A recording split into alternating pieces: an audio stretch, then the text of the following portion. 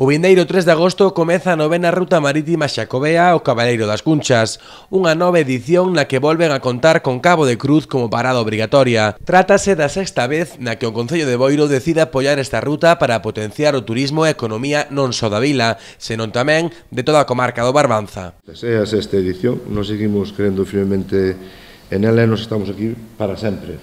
Mentre este alcalde estamos para sempre, para potenciar e hermanarnos con distintos povos de Portugal, con distintos povos de Galicia e cos nosos veciños. Este ano a ruta ao Cabaleiro das Cunchas sai oficialmente dende a cidade portuguesa de Aveiro, convértese así na edición máis longa. Tamén pasará por outras vilas do país veciño, como Vilanova de Gaia ou Viana do Castelo. Unha vez en Galicia, Baiona, Cabo de Cruz e Vigo serán os tres portos nos que amarren. A Boiro chegarán o día 10 e pasarán na vila 2 días, nos que se desplazarán ata Santiago para facerlle a ofrenda ao apóstol. Estamos recalando en el puerto de Cabo de Cruz. Y bueno, nos sentimos muy a gusto, ¿no? El venir aquí, desde aquí hacemos ya desde aquí siempre nos vamos a Santiago, a la catedral donde nos hacen la misa del peregrino.